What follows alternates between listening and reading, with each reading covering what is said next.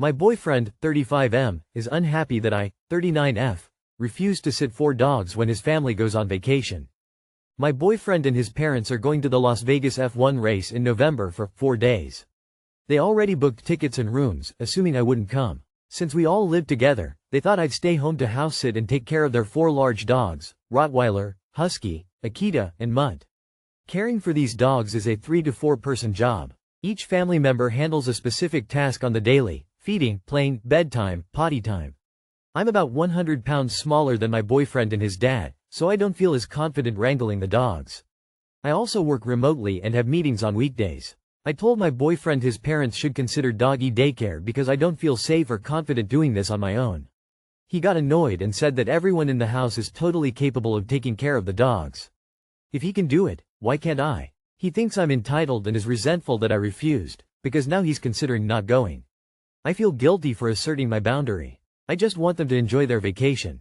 What is the right thing to do in this situation, and how do I make everyone happy? Let me word this a little differently for you. They purposely left you out of their vacation plan so that they could use you to babysit their dogs, knowing full well the dogs require more than one person to care for them. They did this to save themselves money. It's manipulative. This should have been a conversation where they actually asked you to dog sit, especially since it sounds like they're unruly. I've been in a household with 5 large dogs and it was not a problem because they were all well behaved and one of them was mine. You shouldn't be expected to be the default carer without your agreement. Why do you need to make them happy? They're asking you to do something you feel unsafe and uncomfortable doing. They should be appeasing you. Why don't you take a vacation as well by yourself? Move out while they're gone. Take the 4 days to move all of your personal stuff out and find somewhere else to stay. You'll probably end up looking after the dogs because you're a nice person, but an hour before they're due home just leave. Don't take anything that would be deemed relationship property, just your own things, and sort out the rest later. Change your passwords, get your pay redirected if it goes into a joint account. If you haven't been paying rent but have been offering to pay them, then you've hopefully got some money to find a new spot or even an Airbnb while you find somewhere sparkling hard. Don't put up with being treated like shit. Update me. Wow, so they just decided to go on vacation without you, and made you the designated dog babysitter? Tell them you'll also book your own vacation during the same days, somewhere else, and pay a quarter of the cost for dog boarding. Learned my F28 boyfriend, M29, broke up with his ex because she gave a marriage ultimatum. My F28 boyfriend, M29, of 2 years confessed to me that he broke up with his last long-term relationship, of 5 years, because she gave him an ultimatum of marriage or break up. So he decided to break up with her. This sat with me weird because as we are 2 years in, what if in 3 years he decides he doesn't want to marry me? Currently feeling off-put by this. But we have been ring shopping, looking many moons ago, but he hasn't brought it up since, and I know he didn't buy one based on things he says like, when the time comes to buy a ring, I don't really want to wait around for him to buy a ring, and he potentially doesn't. Not sure what to do or how to feel. He appears to have intent, but as I sit with his past actions I find myself worried. Advice? Update. Hi internet friends. Thank you everyone for your thoughtfulness. While I may not have been able to respond to everyone, I do appreciate your time and care for my situation. On to the update. I opened the topic over dinner. Here is a Q&A of some of the major questions. Q. Did the breakup happen because of the ultimatum or because of the idea of marriage? A. It was the ultimatum. He found her ultimatum tacky, not only in tone but context. I guess they had some other problems. Q. Do you want marriage? A. Yes. Q. Do you want marriage with me? A. Yes, he has thought about marriage with me and wants to marry me. Q. What is your ideal marriage proposal timeline? A. He said, as soon as possible. I asked him to be more specific. He then said maybe in about 2 years latest. I told him I would be shocked if we approached year 4 with no proposal and would need to seriously consider my next steps. He told me he just hopes I can believe his intent, which in turn I said, I'll believe it when I see it. A bit of a sassy response on my part, so I followed up by saying that literally I won't know if we're engaged till we're engaged. So he brought up wanting to afford a ring I deserve. I understand this to a degree. 6 months 1 year is appropriate in my opinion for a proposal. Q. Do you have any reservations, fears around marriage? A. He said he didn't have any fears around marriage but wants to operate carefully as many couples in his family are divorced and he doesn't want to be them. That is understandable to me. At this portion of the convo we also talked about love being important, but marriage is also a business decision, and what we feel about finance mixing, home buying, etc. Q. Do you still want kids? A. Yes, and maybe even adopt one. Q. Timeline for kids? A. We both felt good about 31 30 seconds 35 for baby making years. We both want 2 at the most, to be honest. We talked about a lot, some things I'm drawing a blank on writing this. But overall I feel good. His energy was positive, engaged and curious. No outward sense of frustration or annoyance. He did seem nervous. I feel like he wanted us to align. I'm happy to have this outlook and answers as I think about how our life will impact my life. My advice is to asking him directly if he sees himself married, with or without children. You're 2 years in and you don't know if this is moving towards marriage? Do tell the longer story. How did the topic of marriage ultimatum even come up? It's a good sign he'd tell you something like this. He either trusts you a lot to not get spooked, or he's telling you it's never going to happen for you and him. Edit for spelling. When did they break up? I'm assuming early mid-20s. Maybe he wasn't ready for marriage then. As to your relationship now, if you're seeing signs that he doesn't want to marry you now, end the relationship. Ultimatums should only be given when you're ready to end things. She tried to force him to be ready for a lifetime commitment when he wasn't. He was right to break up. Communicate with him. You weren't ready to marry your ex after 5 years together. What makes our relationship different than that one? Then listen to every word and pay attention to his body language. If he becomes shut down, avoidant, frustrated or otherwise doesn't have an answer, then it's quite likely he won't be ready for marriage to you either. Talk about it with them. Most people aren't put off by their partner not wanting to marry an ex. Cheeky smiley face. Don't overthink the distant past. Talk about the future, near and distant. Sounds like a communication issue. Don't sit around wondering what his intent is. Have an open conversation about what you both want at this stage in life and moving forward. If there is no alignment, then you can decide if it is worth continuing or not.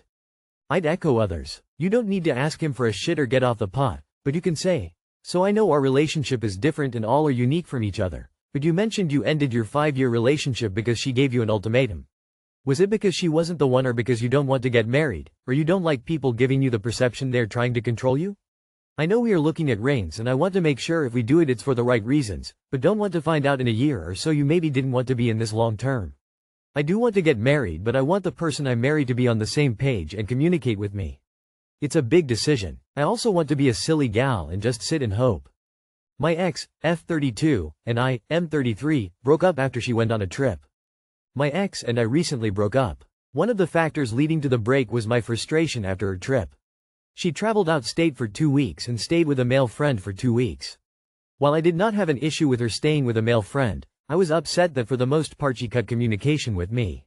She barely texted, she called maybe twice, and one day she completely ignored my text.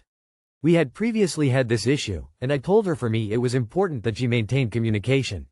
I do not understand how someone cannot have time to even write a good night text. In my mind, thinking that she is with another guy and not texting or even calling at night makes my imagination run wild. For her, my behavior is controlling, and me asking for consistent communication feels that I'm depriving her of her freedom. I don't know if I overreacted. To me, it feels like a reasonable request. To me it was a good compromise where I could be secure about our relationship. She would make an effort to maintain communication. Did I overreact? Was she inconsiderate in ignoring requests and my feelings? You did not overreact, and breaking up is the right thing. You do not seem compatible.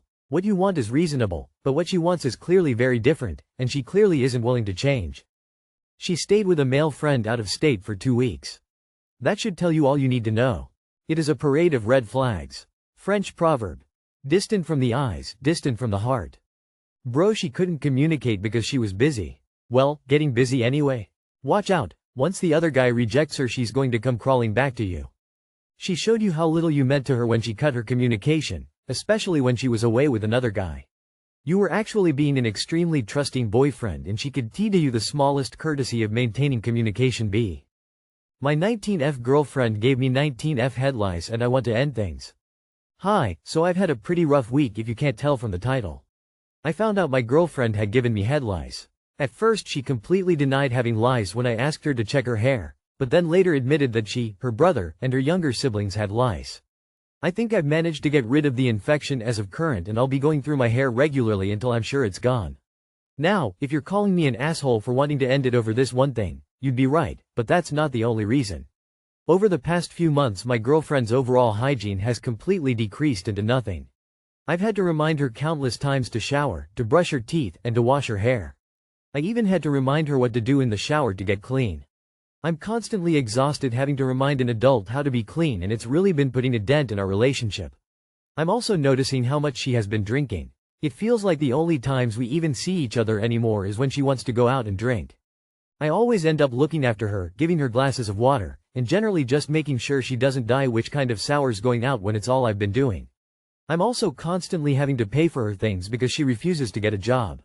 This obviously isn't ideal because I work part-time on top of college, and I get paid a wage that I'd never manage to live on if I wasn't living with my parents. At first I was happy to pay for her things. It made me really happy to be able to provide for her. But eventually it did start causing problems with my bank account, and I've had to start being really frugal with my money, and I've stopped going out altogether unless it's to go to work. She's also been making me feel embarrassed over human things, like needing to eat, getting annoyed at me when I need to go to the bathroom, etc. I want to end things, but at the same time I do enjoy her company, and ending things would be really awkward because we're in the same college class.